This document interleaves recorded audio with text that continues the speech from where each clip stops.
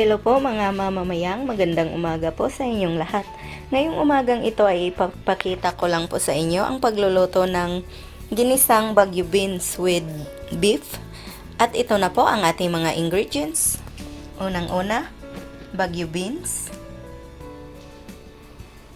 beef or karning baka, bawang, sibuyas na puti, pwede rin po pula or kahit anong kulay ng sibuyas ay pwedeng gamitin. Tapos, 1 teaspoon na asin. 1 teaspoon lang po ang gagamitin ko dyan. Kahit na marami siya, pero 1 teaspoon lang ang gagamitin ko. Tapos, gagamit din po tayo ng cooking oil. Gagamit din po tayo ng barbecue marinade sauce na mga 5 tablespoon na barbecue marinade sauce. Ngayon po ay simulan ko na pong lutuin to. Ngayon po ay maglalagay na po tayo ng cooking oil dito sa ating kawali.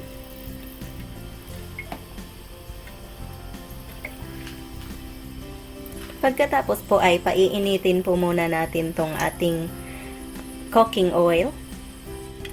Ngayon pong mainit na po yung ating cooking oil ay pwede na nating igisa itong ating karning baka. Tapos pahihinaan lang po natin ng konti yung apoy kasi tumatalsik po yung mantika.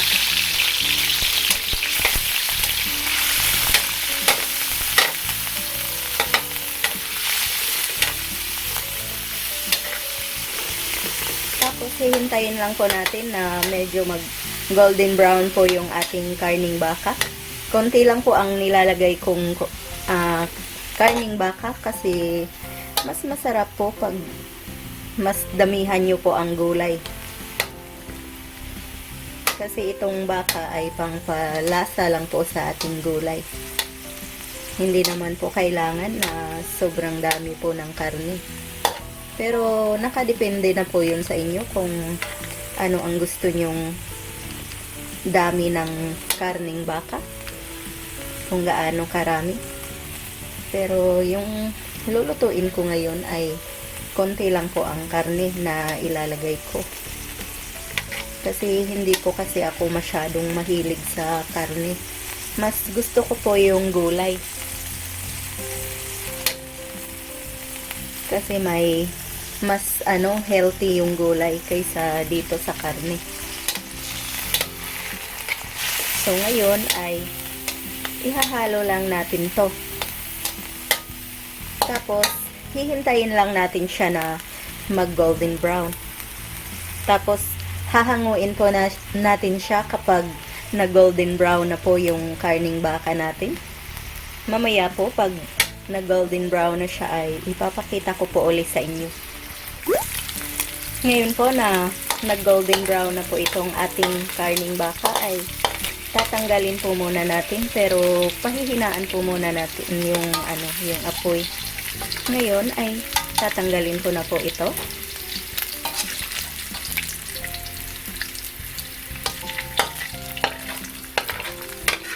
Pagkatapos po ay igigisa na natin yung bawang tsaka yung sibuyas. Hindi na po ako magdadagdag ng mantika. Ngayon po ay uunahin po natin sa paggisa itong ating bawang. Kasi mas mabango po yung bawang kapag inuuna natin sa paggigisa. Pero kailangan po na babantayan natin para hindi siya masunog. Basta maaamoy nyo na po yung amoy ng bawang na sobrang bango po pag medyo nag golden brown na siya ay tsaka po natin isusunod yung ating sibuyas. Yan. So naaamoy ko na po yung bawang na yung amoy niya kapag nag golden brown na siya ng konti. So ngayon ay pwede na nating isunod tong ating sibuyas.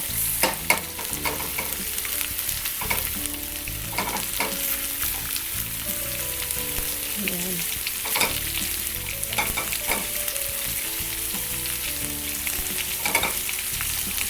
Tapos hahaluin lang natin.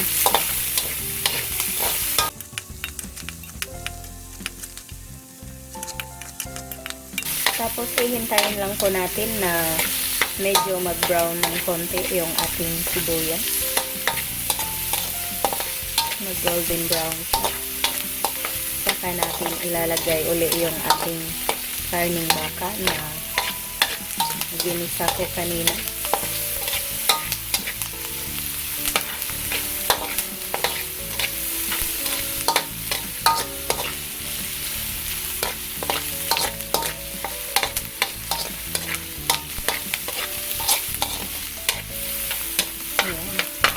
Ngayon po ay medyo na golden brown na po yung ating sibuyas. So, pwede na nating ilagay itong ating karning baka. Tapos, hahaluin lang po natin siya.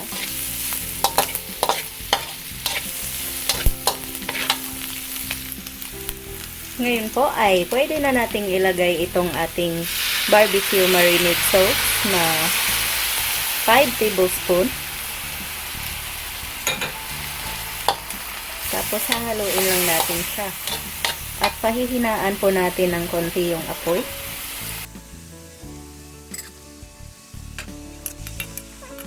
Hihintayin lang natin na medyo tumuyo siya ng konti. Ngayon po ay pwede na nating ilagay itong ating Baguio beans. Yan. Tapos hahaluin lang natin siya.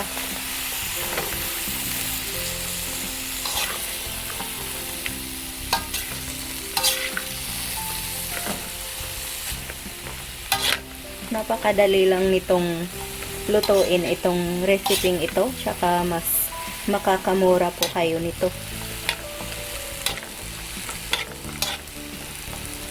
I mean, nakakamura, hindi makakamura.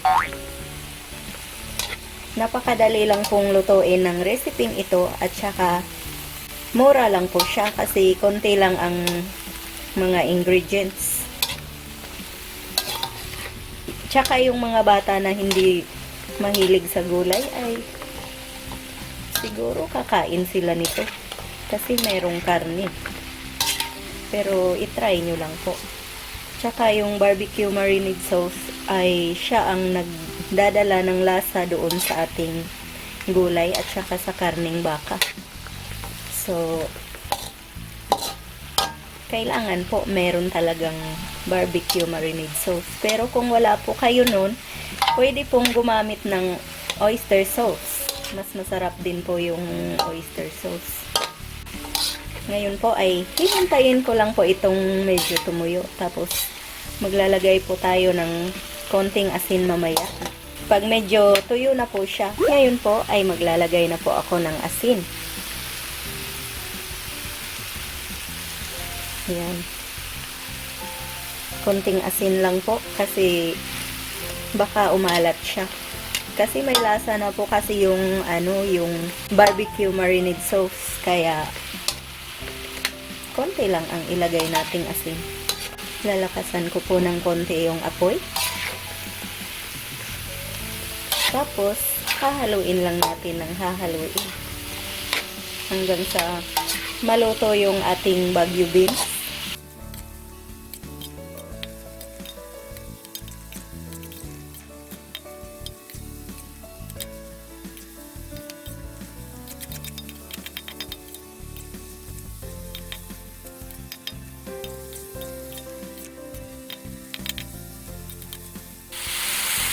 Pagka nagigisa po pala kayo ng mga green na gulay, yung mga ganito, ay huwag nyo na pong takpan kapag nasa kawali na.